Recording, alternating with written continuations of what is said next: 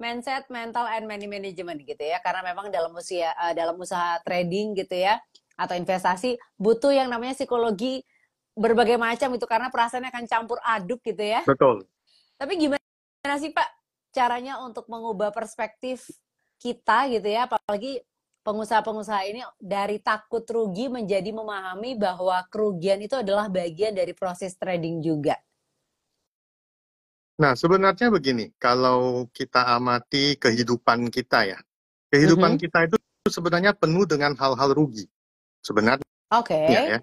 Nah, Kenapa begitu? kenapa saya bilang kehidupan kita penuh dengan hal-hal rugi? Contoh misalnya kita baru belajar jalan, terus kita belajar lari, jatuh nggak? Jatuh dong. Pasti jatuh, rugi kan? Ya. Iya, Kita iya. belajar berenang, awal-awalnya kelelep dulu kan? Iya. Rugi dong. Jadi di setiap langkah awal itu pasti ada ruginya gitu Iya. ya? Jadi sebenarnya kerugian itu tidak bisa dihindari, baik dalam kehidupan nyata ataupun dari misalnya bisnis. Kita katakanlah kita mau jualan pisang goreng ya di tepi jalan. Kita jualan pisang goreng di tepi jalan, kita invest dulu kan, kualinya, stylingnya, kompornya, ya. Belum tentu laku kan? Ya. Ya rugi juga. Ya. Jadi ya boleh dikatakan semua aspek itu rugi. Kita beli mobil baru, wah hari ini enak dong, bawa mobil baru pulang dari showroom. Bulan depan dijual rugi. Iya, iya. Ya, jadi ini yang harus kita tanamkan dalam pemikiran kita bahwa jangan takut rugi. Rugi itu proses. Nah, tugas kita adalah bagaimana di dalam proses itu rugi bisa dirubah menjadi cuan. Itu tugas kita. Nah, jadi kalau kita tidak bisa merubah rugi menjadi cuan, ya rugi terus. Tapi kalau kita bisa merubahnya, nah proses itu akan terlewati. Kalau misalnya anak kecil takut jatuh, nggak berani jalan, ya selamanya nggak akan jalan kan? Iya, iya. Setuju, Kita Pak. kelelep, takut, nggak lanjut lagi, ya selamanya nggak bisa berenang. Kan begitu kira-kira. Iya, iya. Tapi kalau misalnya, saya setuju dengan yang Pak Edi katakan bahwa mau nggak mau kita harus belajar gitu ya. Kalaupun rugi, kita harus tetap belajar di proses itu. Tapi dalam kondisi yang tidak menentu, apalagi di fluktuatif pasar gitu ya, yang sangat tidak menentu, gimana sih supaya kita tuh bisa tetap tenang dan tidak membuat keputusan yang impulsif, apalagi mungkin untuk trader yang baru gitu ya. Mungkin ada yang ngikutin tren, terus jadi FOMO gitu kan ya, jadi kepo juga, ikutan beli, ikutan jual segala macam. Nah itu gimana nih untuk kita supaya bisa tetap tenang dan tidak mengambil keputusan yang impulsif? Nah, setiap kejadian di pasar ya itu sebenarnya ada kesempatan yang terselip di dalamnya. Itu kita harus ingat. Jadi tugas kita adalah bagaimana kita mencari kesempatan itu dan kita bisa cuan dari kesempatan itu. Bukan malah ikutan FOMO misalnya ya, atau takut malah menghindar gitu. Saya kasih contoh misalnya, zaman COVID dulu, WFH, ya lockdown, kita semua di rumah. Kondisinya bagaimana? Apakah dengan kondisi seperti itu kita nggak bisa berbuat apa-apa? Ya enggak juga. Ya. Contoh misalnya, orang-orang yang melihat kesempatan pada waktu itu, mungkin mereka katakanlah dagang masker. Cuannya gila-gilaan kan? Ya. Dagang masker itu cuannya gila-gilaan. Nah, kemudian misalnya ada beberapa orang yang masuk ke dunia trading. Terjadilah istilahnya trader zaman COVID. Nah, cuannya gila-gilaan. Ada istilah itu ya? Saya baru tahu. Iya, ada istilah itu. Jadi kalau ditanya, kamu trading saham udah berapa lama? Wah, saya trader zaman COVID. Nah, udah ketahuan tuh masuknya zaman COVID. Ya. Nah, walaupun belakangan itu nanti banyak yang gugur juga, ya. Tapi kalau misalnya step itu tidak diambil, kita kan nggak akan pernah maju. Itu harus kita ingat. Jadi satu, setiap ada kesempatan kita harus jeli melihat kesempatan itu. Kedua, jangan ragu untuk memulai langkah. Contoh misalnya, kita ingin berbisnis. Nah, begitu kita ingin berbisnis, kita harus mulai kan, ya. sewa, mungkin ya kita sewa kios. Aduh, sewa kios mesti bayar, kapan baliknya? Ya, kita harus invest di styling, ya. Kita harus sediakan peralatan. Nah, kalau itu semua kita tidak ambil langkah untuk kita lakukan, ya kita nggak akan pernah berbisnis. Benar nggak? Iya, iya. Ini kisah nyata. Kisah nyata teman saya, dia jual bakpao. Dan harus diakui bakpaonya itu enak. Nah, saya pernah ngomong sama dia, kamu kan jago buat bakpao, kemudian bakpao kamu juga di lidah teman-teman semua enak, kenapa kamu tidak expand bisnis kamu? Jawabannya, waduh nanti saya mesti sewa, ya seperti yang saya bilang tadi, ya sewa sekian, ya. Kemudian misalnya kalau saya produksi gede-gedean, saya mesti butuh pasokan gas yang khusus, saya mesti ada kukusan khusus, ini itu segala macam, dia hitung-hitung nilai investasi, kemudian bakpao sebiji berapa, untungnya berapa, wah ini kapan baliknya segala macam. Nah kalau itu nggak dimulai, kapan bisa jalan? Katakanlah Kentucky Fried Chicken. Kentucky Fried Chicken pasti mulai bukan hari ini buka KFC, besoknya rame. Ya nggak mungkin. Itu harus dilewati dulu kan. Ya. Ya, jadi segala yang namanya kesusahan, ya yang tantangan, ya itu juga itu harus dilalui sih kalau menurut saya. Kita apalagi di Indonesia ya, contoh, kita jual bakmi. Hari ini kita jual bakmi, sebulan kemudian kalau bakmi kita laku, tetangga ikut buka tuh pasti, bener nggak? Iya. Ya, jadi itu ya sesuatu yang tidak bisa dihindari. Harus dijalani ya, udah jalani aja. Oke. Ini ada yang komen nih, It's Hanspra. Mulai dulu aja ya, yang penting ya. Benar, mulai dulu aja. Kalau kita nggak mulai melangkah, kita nggak akan tahu ke depannya bagaimana. Gitu. Iya. Tapi untuk melangkah itu yang harus dipersiapkan adalah ini dulu, mentalnya. Mental, mindset, itu harus dipersiapkan dulu. Iya. Kalau mental, mindsetnya salah, ya langkahnya nanti pasti bablas. Iya, iya. Jadi memang perlu dipersiapkan mental juga, misalnya rugi gitu ya, takutnya kena mental gitu Pak, kalau udah ruginya banyak gitu ya takutnya. Betul, betul. Makanya ya itu yang kita bahas malam ini, gitu. Bagaimana supaya nggak kena mental kan? Oke. Nah, ini kalau membahas tadi itu ya untuk memulai bisnis dan segala macamnya memang harus itu proses gitu, harus dimulai dulu aja gitu ya, dengan tetap mempertimbangkan resikonya gitu ya dan mentalnya juga. Nah, selanjutnya ketika sudah mulai gitu ya dan mungkin merasakan kerugiannya gitu ya, kenapa sangat penting untuk punya batas kerugian atau cut loss terutama dalam trading gitu ya dan bagaimana menentukannya dengan bijak juga.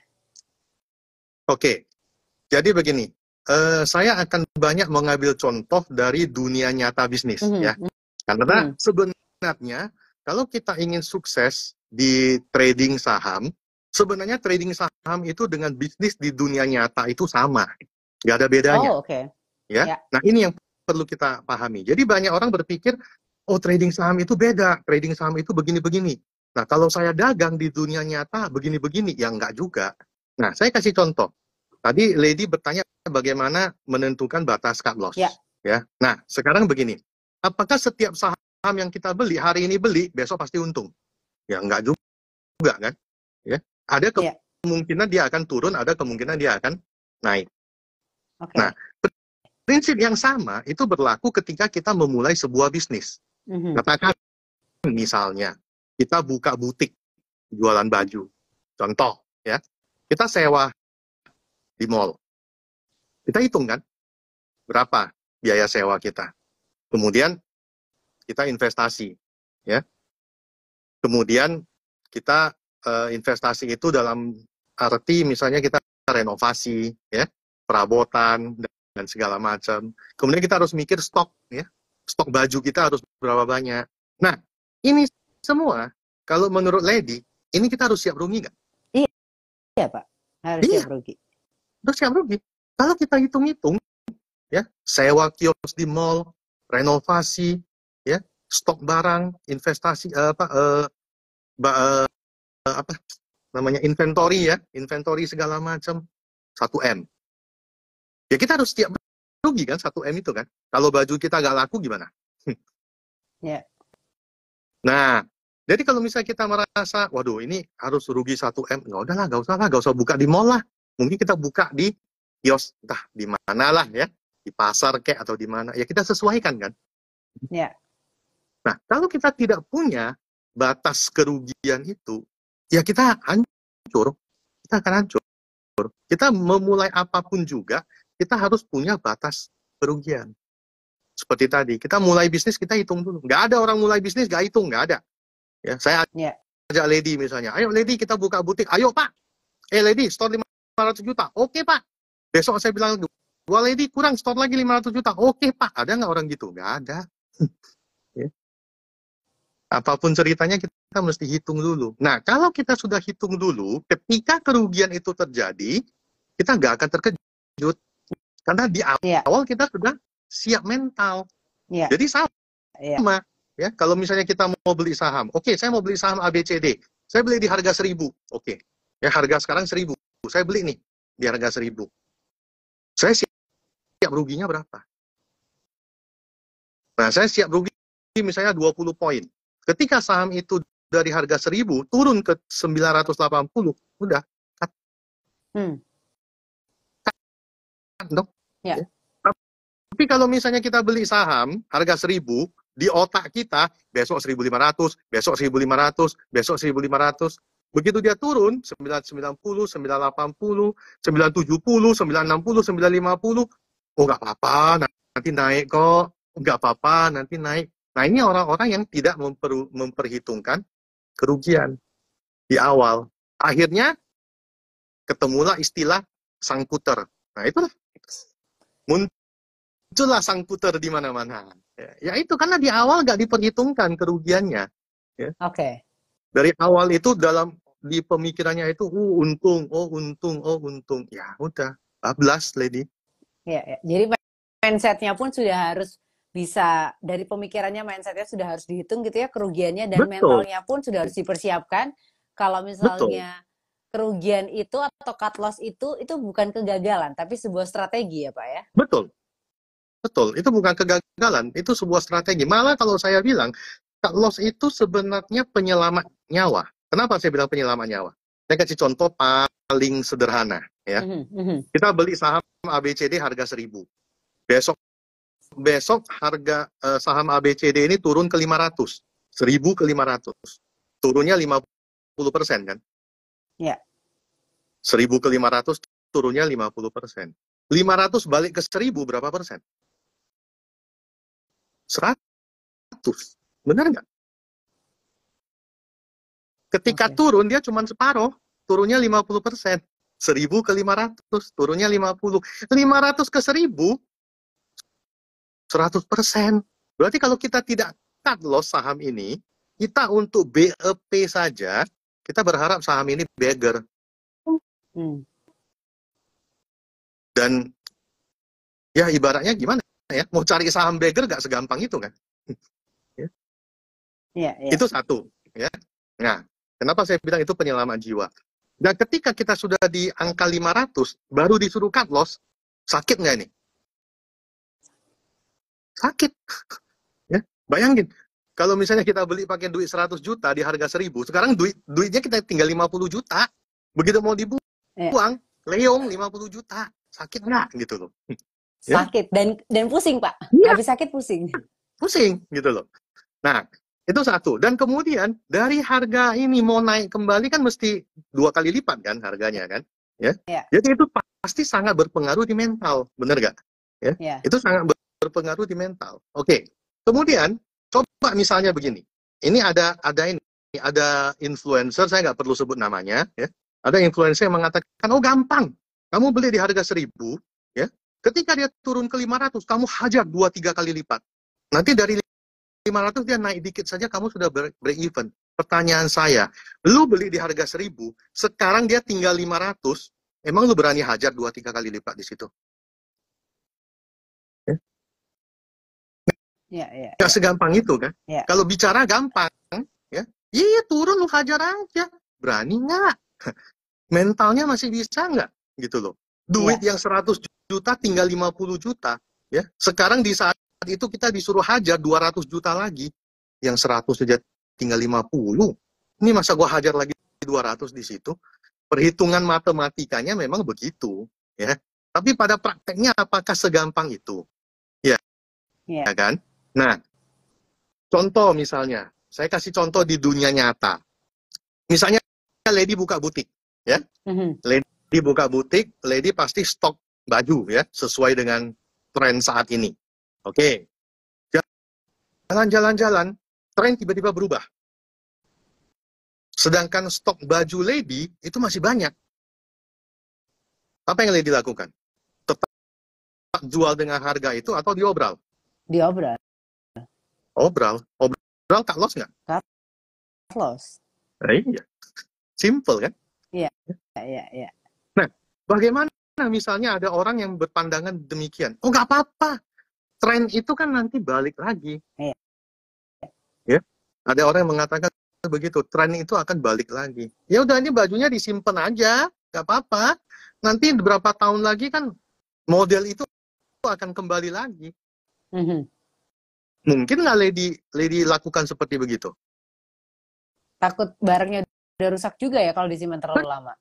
Benar. Satu, barangnya takut rusak. Kedua, Lady kan nggak ada duit muter. Benar nggak? Iya. Cash flow-nya nggak ada, gitu loh. Nah, jadi kalau misalnya kita tidak cut loss sebuah saham, kita nyangkut di situ, ya, kemampuan kita untuk fight nggak ada lagi. Ketika teman-teman itu beli saham yang lain dan saham yang lain itu naik, kita cuman duduk nonton. Ya. Makin kita duduk nonton, makin nggak bisa buat apa-apa, mental semakin rusak. Iya. Nah, itu jadi janganlah cut loss itu dianggap sebagai momok, ya, hantu gitu. Enggak. Itu justru strategi menyelamatkan kita. Kalau kita nggak cut loss, udah selesai. Showroom mobil juga sama. Masuk tahun 2024, mobil yang masih ada di gudang yang tahun 2023 harganya diskon gila-gilaan kan? Ya, kenapa dia nggak simpen? 30 tahun lagi jadi barang antik kok, mahal harganya. Iya. Lagi begitu kan? Iya. Nah, jadi coba ya kita pakailah strategi trading, ya, itu sama dengan strategi kita menjalankan bisnis. Nah, kalau di bisnis saja kita cut loss, kita buang, kenapa saham nggak mau? Iya. Kan? Ilustrasinya jadi lebih mudah dipahami sih memang Pak, kalau misalnya trading itu disamain dengan bisnis gitu ya. Bisnis yang mungkin lebih relate dengan kehidupan kita sehari-hari. Benar. Dan memang itu sama sebenarnya. Jadi kalau kita tidak punya mindset yang sama mengelola trading itu dengan kita mengelola bisnis, ya kita nggak akan jalan. Iya. Iya, kita nggak akan jalan gitu. Jadi ya itu harus di relate lah, ya. Jadi makanya saya bilang tadi saya akan banyak mempergunakan contoh-contoh bisnis di dunia nyata supaya kita paham. Iya. Tapi ada nggak Pak sebuah contoh gitu ya, situasi di mana memegang dan membeli di harga yang lebih tinggi gitu ya, hold and buy higher, menjadi keputusan trading yang strategis? Ada nggak contohnya? Ada. Contoh misalnya, kita baru mengalami rally big banks ya, BCA, BRI, Mandiri, BNI. Ya. Nah, itu dimulai lebih kurang bulan Oktober tahun 2023. Nah, Oktober 2023 kalau misalnya ada orang yang telat beli, ya, November dia takut beli, dia gak akan cuan. Oke. Oktober dia nggak beli, November dia nggak beli, Desember dia juga tidak beli, ya dia tidak akan cuan. Kenapa? Karena trennya itu sedang naik. Iya, dan kita ingat ketika saham itu dalam posisi uptrend, itu kan dia tidak naiknya begini, satu garis. Dia kan pasti naik, turun dikit, naik, turun dikit, naik, turun dikit ya. Nah, ketika koreksi itu, disitulah kita ada kesempatan untuk masuk. Meskipun telat ya, teman harganya di sini, kita masuknya di sini. Tapi kan akhir jalannya di sini. Iya. Makanya ada istilah dikatakan buy high, sell higher. Kita beli tinggi, kita jual lebih tinggi. Kalau, ingat ya, kalau itu harga sahamnya posisi sahamnya sedang uptrend. Yeah. Saya kasih contoh. Ini contoh bisnis lagi nih. Zaman COVID. Nah, zaman COVID, dulu sebelum COVID, harga masker satu kotak 20.000 kan. 20.000 sekotak loh. Iya. Awal-awal COVID ini naik 50, 75, 100, 150, sampai 200, 300, 400.000. Nah, kita misalnya sebagai pedagang, dulunya kalau kita jual 20.000, mungkin modal kita 15.000, benar kan? Dulu modal saya 15.000 ini. Sekarang kok modal saya 100.000. Nah, kalau kita tidak berani stok pada waktu itu di harga 100.000, teman-teman yang lain jualan masker, kita duduk bengong. Benar nggak? Iya, iya. Ya, kenapa? Karena pada waktu itu masker lagi uptrend. Trennya lagi naik. Iya. Jadi ketika tren itu lagi naik, jangan takut. Ya, kita beli aja, kita beli di harga tinggi, kita jual lebih tinggi, Nah, yang tidak boleh adalah apa? Yang tidak boleh itu adalah average down. Iya. Nah, itu yang tidak boleh. Tapi kalau average up, selagi itu uptrend, silakan average up. Kalau bagi saya, average down itu haram. Ya. Lebih baik saya cut posisi, dan saya beli di bawah. Daripada saya beli di sini saya average lagi, di sini saya average lagi. Kenapa? Kita nggak akan tahu dia turunnya sampai berapa. Iya. Saham kalau lagi naik, kita juga nggak tahu kan naiknya sampai berapa. Tapi kalau kita punya posisi di saham itu, dia mau naik sampai berapa kita nggak perlu pusing. Karena itu cuannya kita, benar nggak? Iya. Ya. Nah, ketika saham turun, kita juga nggak tahu dia akan turun ke berapa. Nah, kalau kita beli terus apa nggak amsyong? Mau tahan sampai berapa? Mau tahan sampai kapan kita beli terus? Ya. Makanya average down kalau bagi saya pribadi gak ada cerita. Saya lebih baik cut di sini, dan ketika dia turun ke bawah, dan memang misalnya di bawah itu adalah support kuat, dan kemudian ada reversal di situ, ya di situ saya baru balik lagi. Ya. Nah, saya ingin cerita. Ada teman dulu, kenapa saya bilang average down itu saya tidak mau, karena average down itu sebenarnya itu prinsip judi. Nah, loh, kenapa prinsip judi? Oke. Ada teman saya dulu hobi bola, sepak bola. Dan dia hobinya itu klub Manchester United, MU. Ya. Nah, dia itu kalau taruhan, dia pegang MU.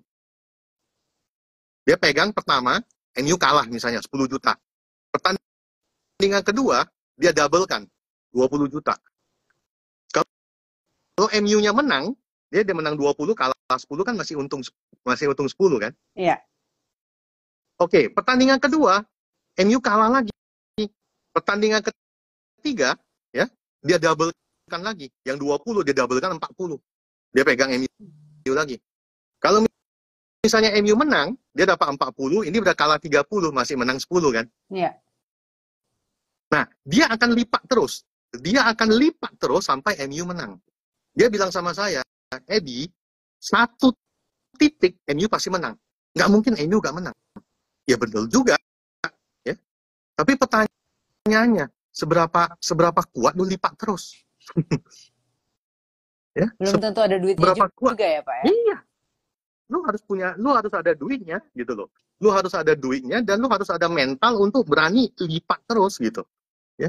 Nah, jadi kalau misalnya saham di sini kita beli, turun di sini, hantam lagi lebih besar, turun ke sini, hantam lagi lebih besar, turun ke sini, hantam lagi lebih besar.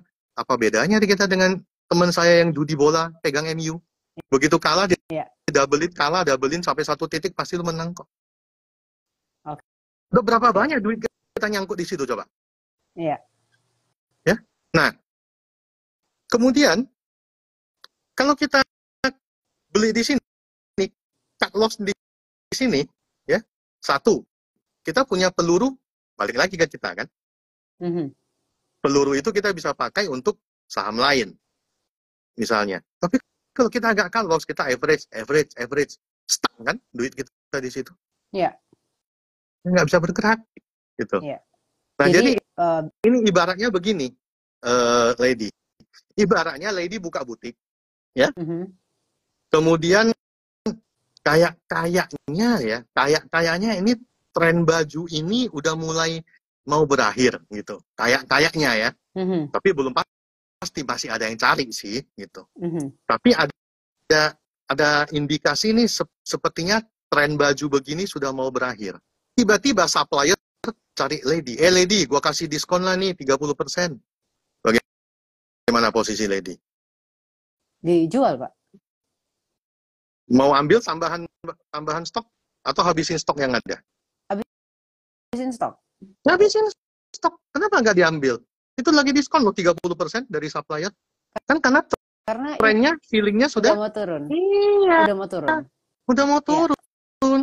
Ya ngapain Okay. kita restock lagi walaupun murah, bener nggak? Iya, iya. Nah, sama dengan saham. Ini di sini kita beli, di sini kita nambah, di sini nambah. Apa bedanya kan dengan contoh tadi? Iya. Jadi lebih baik itu dia. Jadi lebih baik punya mental tuh average up ya Pak ya, di mana itu kita ngelihat tren pasar yang lagi naik itu apa dan mengambil keuntungan dari situ gitu ya. Betul. Okay. Betul. Kalau average up dan dia uptrend, kita bisa jual, kita beli tinggi, jual lebih tinggi. Tapi kalau downtrend coba, downtrend harga turun, malah kita average di bawah itu harus lebih besar dari di atas. Karena prinsip average down itu kan begitu. Jadi average down itu ada yang sistemnya, dia beli pertama 10%, beli kedua 20%, beli ketiga 30%, beli keempat 40%, totalnya 100%. Ada yang beli pertama 20%, beli kedua 30%, beli ketiga 50%, totalnya 100%. Berarti kan makin ke bawah, duit kita makin banyak kan? Nggak salah tuh, gitu loh. Iya. Ya, Oke. salah gitu loh. Iya, iya. Jadi memang harus punya mindset dan juga mental yang benar juga ya Pak ya. Benar. Untuk mengambil keuntungan itu dia. Betul. Nah ini tapi kalau dalam konteks money manajemennya gitu ya, kalau kita sudah punya mindset yang benar, udah punya mental yang kuat juga gitu ya. Sekarang ngebahas tentang money manajemennya, kenapa penting untuk membeli di waktu pasarnya itu merah? Tadi kan Pak Edi juga sempat bilang gitu ya, kalau mungkin pasarnya mungkin harganya mungkin lagi turun, itu justru mungkin bisa jadi pertanda yang baik juga kalau mungkin ada tren yang lagi naik gitu ya. Nah, ini kenapa penting untuk membeli di waktu pasar merah dan mendekati support, tapi gimana juga caranya menentukan titik support yang ideal?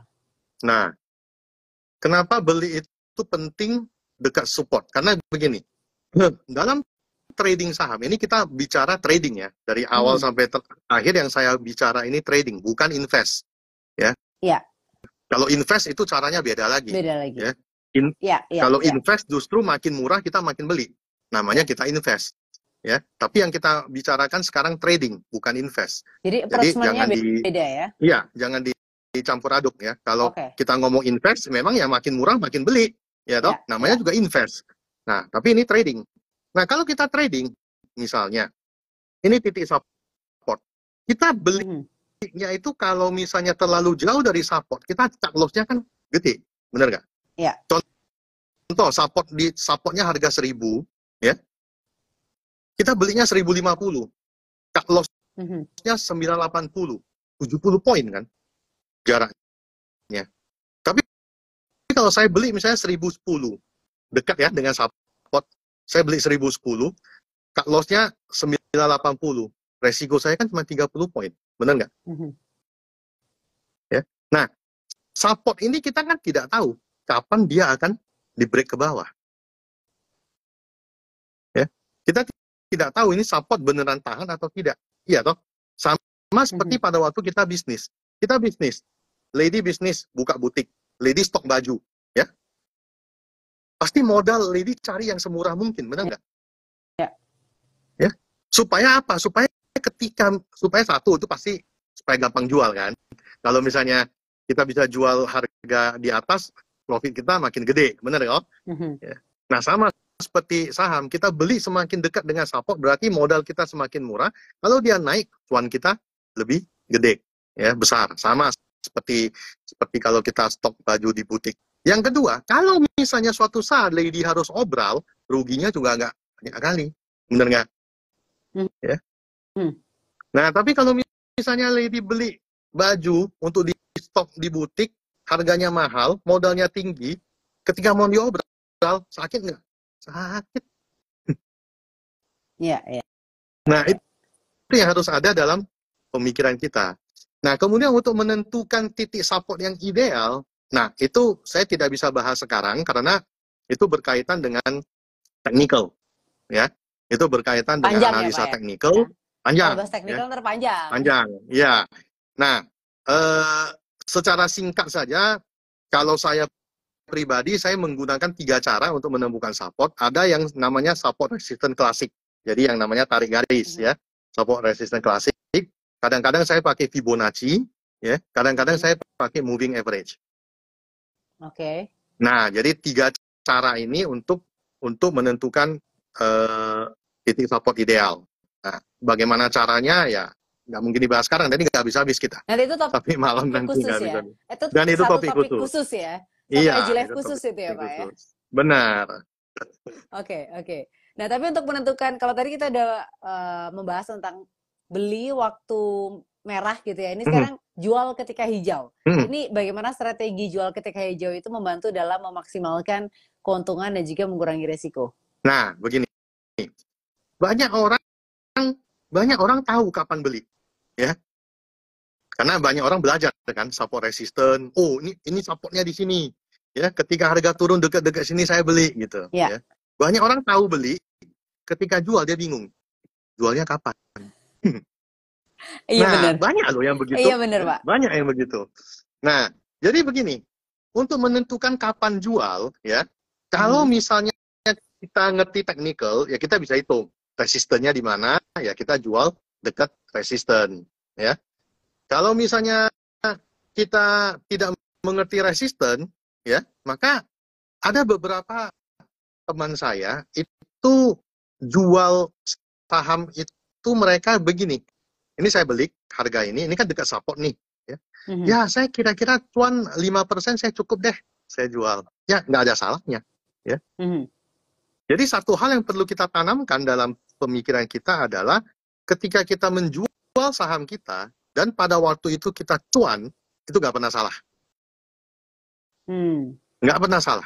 Jangan kita membandingkan dengan misalnya teman. Teman cuannya 10%, ya. Saya cuannya kok cuma 5%. Itu nggak bisa dibandingkan, ya. Sama dengan kita berbisnis. Kita jual bakmi, ya. Kita jual bakmi satu porsi bakmi kita untung 10.000 misalnya.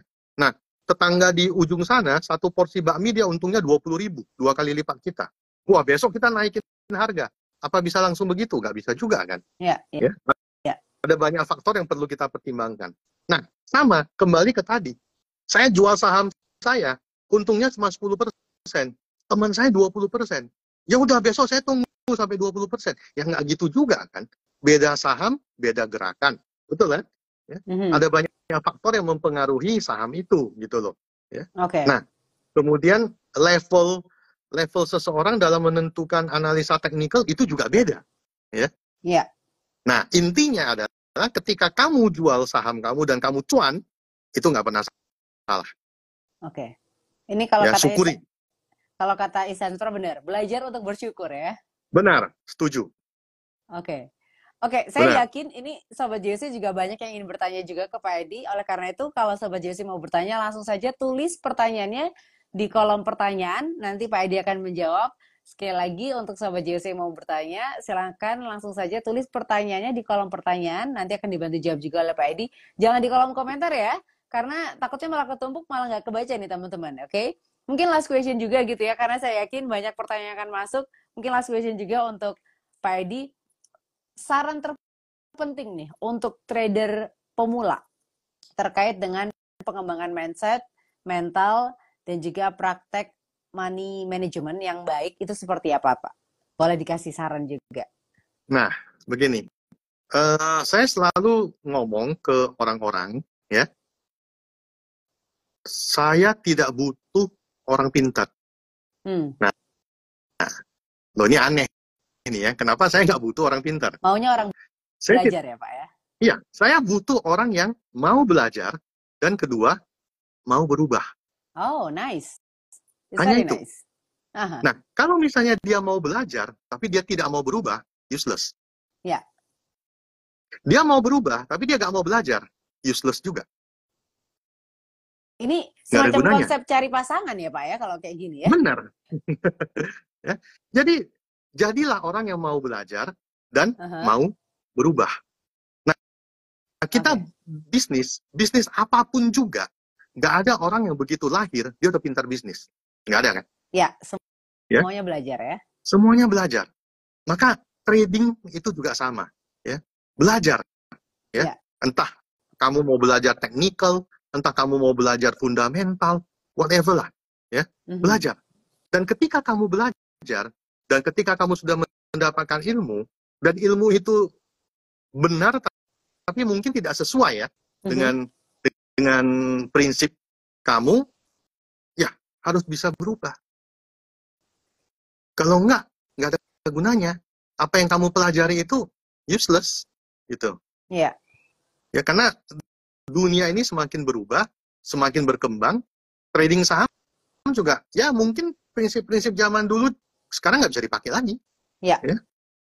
Nah, ada ilmu-ilmu zaman dulu mungkin sekarang nggak bisa dipakai lagi. Menentukan valuasi perusahaan misalnya, zaman dulu begini, zaman sekarang mungkin nggak bisa lagi, gitu. Ya, kita harus siap untuk berubah, belajar berubah, belajar berubah. Itu yang paling penting. Ini semacam bukan belajar trading, Pak. Ini semacam belajar kehidupan nih, Pak ya. Benar. Karena trading itu mirip kehidupan sebenarnya. Iya.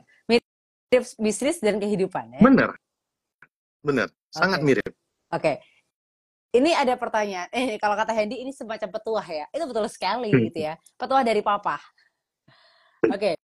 Ini ada pertanyaan dari Albert Wijaya. Malam Pak Edi, selamat malam juga Albert. Gimana cara mengetahui bahwa saham itu sudah terjadi pembalikan arah ke uptrend? Ini saya munculkan pertanyaannya di layar. Apakah Pak Edi bisa lihat? Bisa. Saya munculkan di layar. Oke, ini dia pertanyaannya. Mungkin Pak Edi mau langsung jawab. Oke. Nah, ini sedikit teknikal. Ya. Ini sedikit teknikal. Bagaimana caranya mengetahui saham itu sudah terjadi pembalikan arah? Nah, kalau titik pembalikan arah itu kita tidak bisa tahu pasti titik pembalikan arah itu di mana, ya. Ada mungkin trader yang mengatakan, oh lihat dari candle, kalau misalnya ada candle hammer, itu pembalikan arah misalnya. Apakah semua candle hammer itu pasti pembalikan arah? Ya enggak juga, ya. Misalnya ada yang mengatakan, oh nanti ada candle ini, bullish harami, itu pembalikan arah misalnya. Apakah setiap bullish harami pembalikan arah? Ya tidak juga.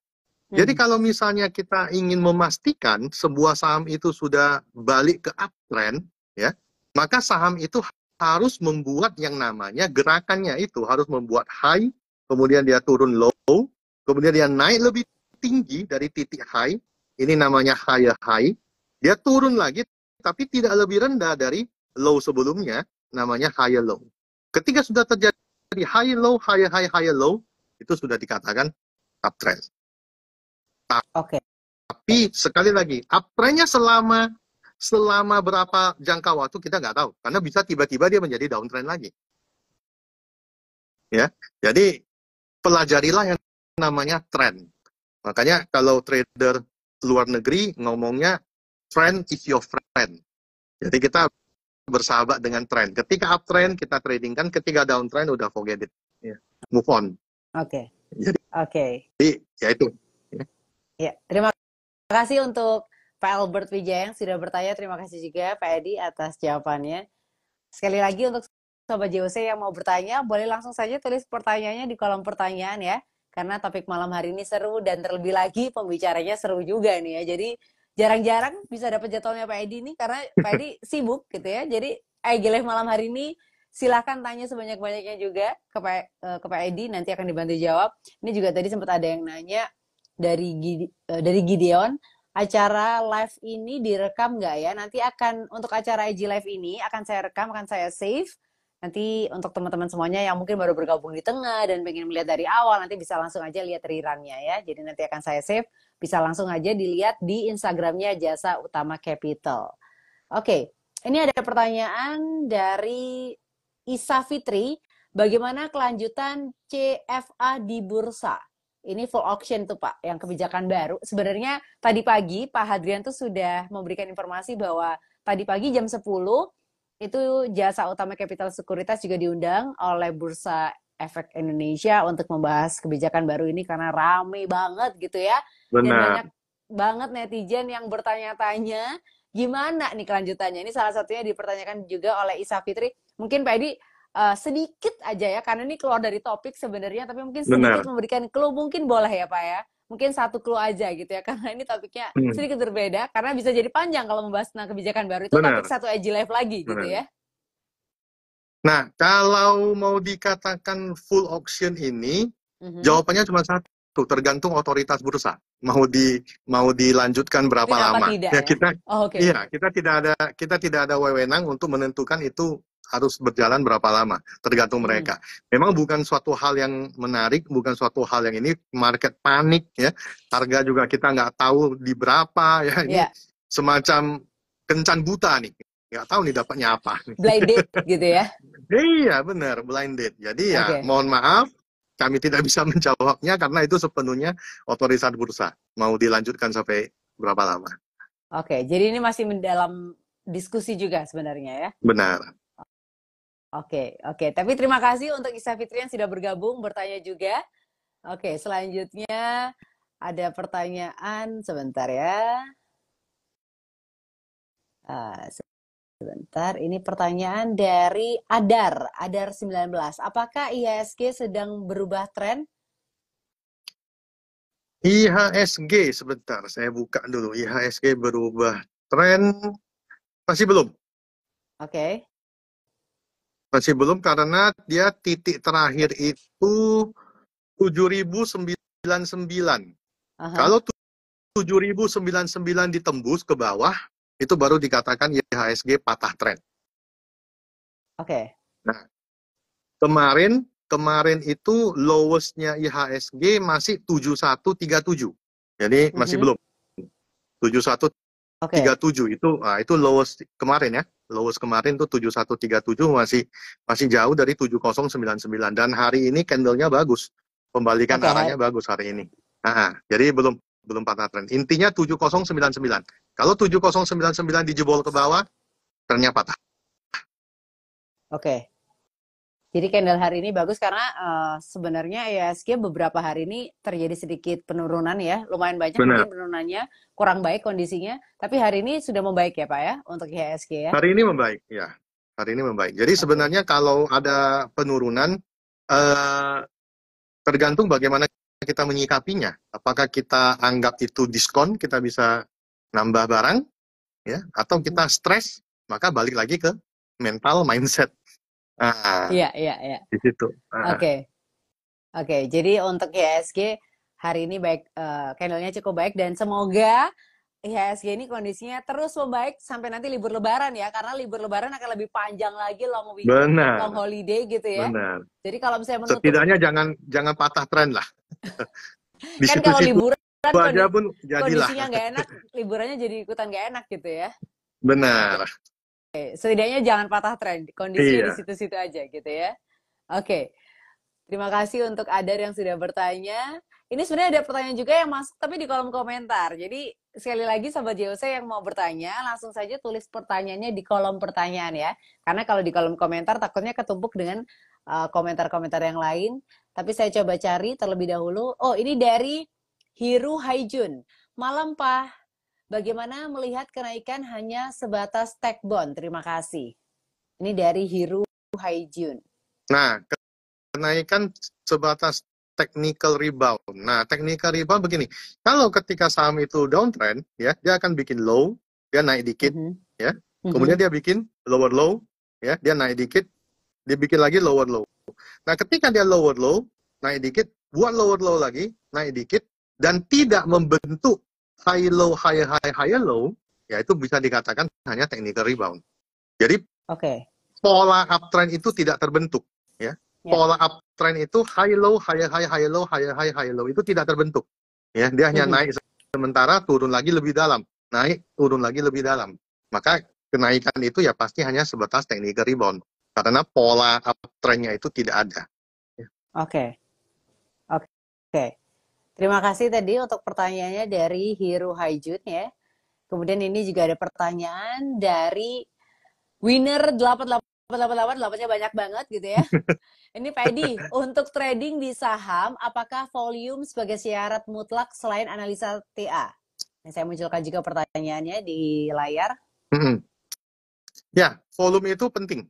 Ya, volume itu penting karena volume itu menunjukkan seberapa besar uang dalam tanda kutip ya, seberapa besar uang yang masuk ke saham itu. Jadi kalau misalnya candlenya naik, volumenya tinggi, ya itu bagus. Tapi kalau misalnya volumenya naik tinggi, candlenya naik tinggi, volumenya kecil, nah ini berarti kenaikannya kopong gitu-gitu. Ya, ada orang badannya besar tapi kopong ya. Ya itu sama. Harganya naik tinggi, volumenya icik-icik, kecil-kecil di bawah ya kopong gitu. Ya, jadi volume itu sangat berperan penting karena volume itu menunjukkan seberapa banyak uang yang ada di saham itu. Jadi kalau kenaikannya tinggi, volumenya kecil, nggak ada guna. Sebaliknya, kalau misalnya dia turun, ya volumenya juga kecil, ya udah nggak apa-apa. Itu malah kesempatan bagi kita untuk dapat barang murah. Tapi kalau dia turun, volumenya gede, ya udah kabur. Berarti duit keluar gitu. Ya. Jadi salah satu syarat mutlak selain analisa TA itu volume ya Pak ya? Benar. Pertanyaan selanjutnya sebentar. Ini dari Albert Wijaya. Saat yang terbaik beli saham apakah di support atau waktu tracement Pak? Ini pertanyaannya saya juga munculkan di layar. Di support atau waktu tracement? Sekarang begini, tergantung kita belinya kapan ya. Kalau misalnya kita intai saham ini, ya sudah lama, ya, kita intai, kita pelajari pergerakannya, oh ini sudah buat base ya, kemudian dia mulai naik high, mulai low, mulai high, mulai higher low, ya udah kita beli di support. Tapi kalau misalnya kita telat masuk ke saham itu, dia sudah break resistance misalnya, ya, nah kita pasti akan mencari retracement. Retracement itu juga sedekat mungkin dengan support. Jadi kalau mau dikatakan saat yang terbaik, ya pasti saat terbaik itu di support. Kalaupun kita telat masuk, kita tunggu retrace, retrace-nya kemana? Ya ke support juga. Tapi mungkin kita nggak akan dapat support yang paling bawah. Kita mungkin dapat support yang satu level atau dua level di atasnya gitu. Ya intinya tetap di support. Retracement itu kalau kamu telat masuk. Oh, retracement itu malah kalau telat masuk ya. Jadi waktu kalau telat masuk tunggu retracement. Ya. Istilahnya jangan HK pucuk. Istilahnya jangan HK pucuk, tunggu dia retracement. Jadi memang bagaimanapun waktu yang terbaik untuk beli saham itu adalah waktu di support ya. Iya, pasti. Terima kasih untuk Albert yang sudah bertanya. Ini sebenarnya masih ada pertanyaan-pertanyaan lain yang diajukan gitu ya, yang masuk ke kita juga. Tapi mohon maaf sekali nih Sobat JOC, waktu kita terbatas di 1 jam aja. Jadi mungkin nanti for the next kita buka diskusi lagi dengan Pak Edi, mungkin dengan topik yang berbeda juga. Tapi pastinya Sobat JOC yang ingin tahu lebih banyak lagi gitu ya tentang dunia trading, bisa langsung saja join di aplikasinya Jasa Utama Capital. Namanya Join juga, Join Mobile 2. Nanti bisa ada di iOS dan juga Android. Atau bisa juga di link registrasi gitu ya, link registrasinya register.juc.co.id. Sekali lagi ya untuk link registrasinya ada di register.juc.co.id. Nah, dan kalau mau daftar nih untuk jadi nasabahnya JOC Sekuritas, bisa menggunakan account officer-nya Pak Edi. Berapa nih Pak? Nomor 280. Kode AO-nya. Nah, ini udah dijawab sama Henry juga. Sudah dikasih linknya juga, bahkan terima kasih loh, anaknya berbakti sekali ya, membantu papanya ya. Langsung dijawab 280. Anak baik, oke. Ini terima kasih banyak Pak, banyak banget yang memberikan ucapan terima kasih. Ada Kevin Ananta, ada Hendy, ada Mindfully Organics, namanya very unique. Kemudian ada Franciscus Rudy, terima kasih banyak Pak Edi. Terima kasih banyak pastinya Pak untuk informasinya malam hari ini, untuk masukan untuk sebuah ilustrasi-ilustrasi yang very relate juga dengan kehidupan kita. Jadi kita mudah untuk memahami. Terima kasih banyak juga pastinya untuk Sobat JOC yang sudah bergabung malam hari ini ya. Selalu seru deh kalau ngobrol sama Pak Edi ini. Jadi please Pak, sesibuk-sibuknya ayo disempetin untuk IG Live barengan sama Jasa Utama Capital ya. Amin. Oke. Oke, sekali lagi untuk Sobat Jose yang ingin menyaksikan IG Live ini dari awal sampai akhir, jangan khawatir. Nanti akan saya save IG Live ini, kemudian nanti bisa dilihat rerunnya di Instagram Jasa Utama Capital. Oke, akhir kata saya Lady Liao pamit, Pak Edi juga pamit. Terima kasih banyak. Sampai jumpa. Bye-bye. Bye.